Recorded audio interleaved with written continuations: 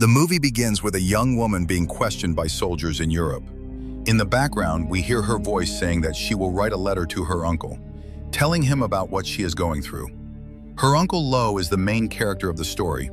He has escaped the terrible events in his country and arrived in the United States as a refugee. In America, Lo goes to a woman's house, but she seems uncomfortable with him. He realizes that what bothers her is a part of her body that is not symmetrical. Since Lo is an architect, he is very focused on perfect design and structure.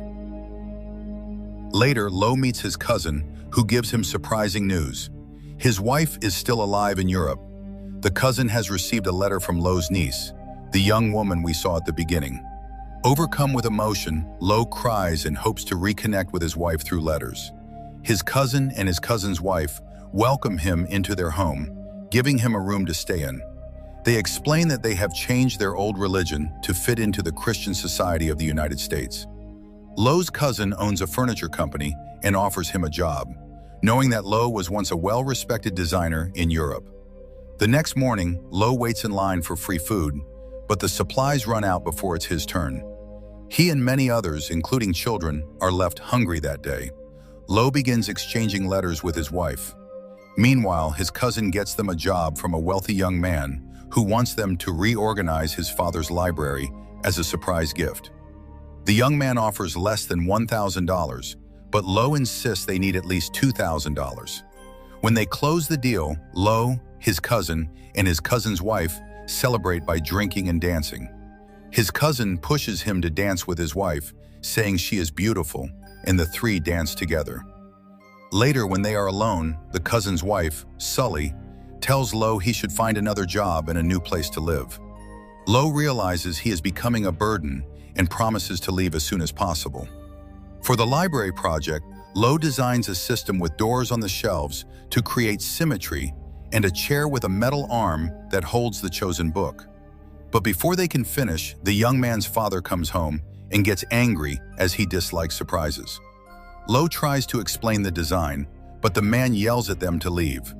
The next day, Lo's cousin tells him that the young man is furious and refuses to pay them. He also accuses Lo of making advances toward his wife. Though Lo knows this is a lie, he stays silent, and his cousin kicks him out of the house. Lo ends up sleeping in a community center. He takes a substance to ease the pain from an old injury to his nose. A nun at the center tries to make him beg for money, but Lo refuses to lower himself that way. Lo starts working shoveling coal. One day, the owner of the library project finds him and tells him that his design was praised and even published in a magazine. She says she looked into his background and learned that he was a well-known architect in Europe. She pays him the money that her son refused to give him and invites him to a meeting at her house that night. Lo goes out partying in the city's underworld and continues using a substance that numbs his pain. A few days later, he attends an elegant dinner at the library owner's home. During the meal, the guests ask him about the terrible things he went through in Europe. Lo answers bitterly, saying that his wife and young nieces are still there. One of the guests offers to help bring them to America. Lo is grateful and also thanks the library owner, Mr. Queenie, for bringing everyone together to make this possible. Later, Lo talks privately with Mr. Queenie, who asks him why he became an architect. Lo explains that buildings last even after people judge a society as good or bad. Mr. Queenie is impressed. At the end of the night, he gathers his guests outside and announces that he wants to build a special building in honor of his late mother, one where the people of the city can meet and spend time together. He offers Lo the job of designing it. Lo, overwhelmed with emotion, accepts, knowing he can finally return to the profession he loves. The next day, Lo is given a long list of things to include in the building: a library, a gym, a church, and an auditorium. It seems impossible to fit everything in one design, but he accepts the challenge. He receives a letter from his wife saying that she and his niece will soon be able to travel to America. Excited, he begins working on the project. He must make a Christian church the centerpiece, even though it is not part of his own faith. Another architect involved in the project dislikes his design, but Mr. Queenie trusts him and approves it. Some investors are hesitant about Lo because he is a foreigner with a different religion. To ease their concerns, He presents his design for the church and assures them it will respect their traditions.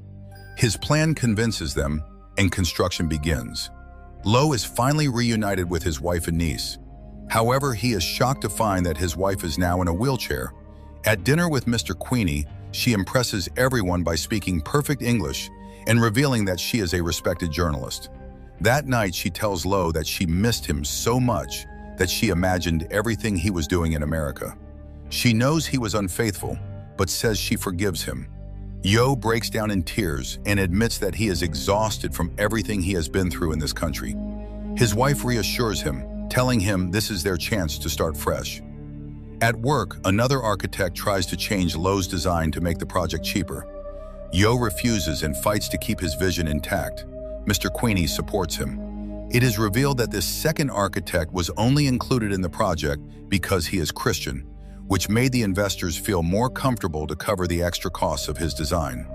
Lo gives up his own earnings as an architect, happily sacrificing his commission to ensure the project is done right.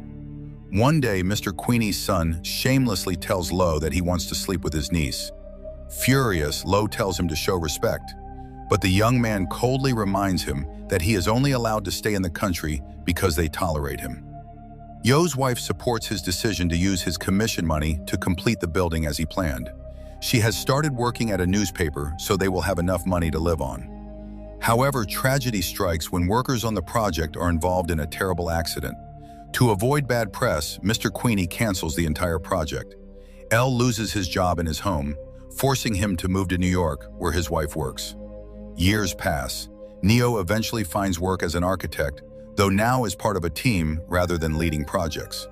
His niece gets married and plans to return to her home country because she never learned English and never felt comfortable in America. At first, Lo and his wife are against it, but they eventually understand and give her their blessing. Meanwhile, Mr. Queenie contacts Lo to restart the canceled project. They travel together to the mountains to find special materials for the building's finishes. Mr. Queenie is fascinated by the beauty of the stone they find that night. They attend a party and get very drunk.